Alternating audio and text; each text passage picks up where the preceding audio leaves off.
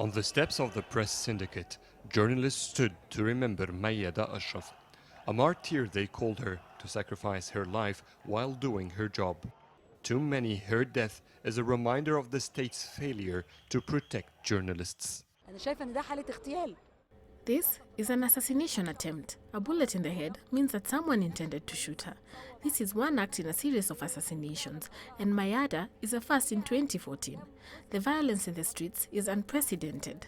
Egypt is the third country in the world with the most number of journalists killed. And we're not even in war. This is extremely alarming. Immediately after her death, security forces blamed protesters, while online pages supporting the Muslim Brotherhood claimed she was a member. But her colleagues are holding them both responsible, saying that their violence is the reason journalists are being killed. The current regime is using extreme violence exactly like the Brotherhood's regime. There is no difference. Terrorism cannot be faced with terrorism. Journalists have a mission to report the truth, so if either sides are good, they wouldn't fear us. In Egypt, flare jackets are not sold to civilians, nor are they allowed to be imported.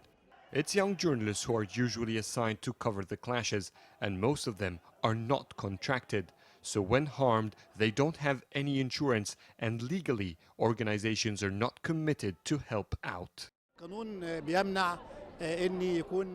law prevents us from having any kind of protective shield. So the security forces must be responsible for protecting journalists.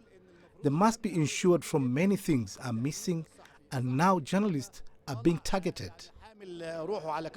Before the January revolution, news coverage in Egypt was never life-threatening.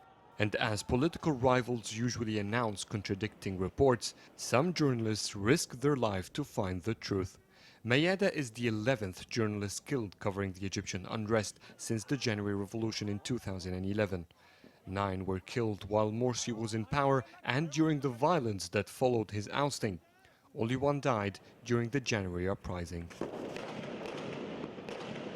ADEL MAHROUKY, CCTV, Cairo.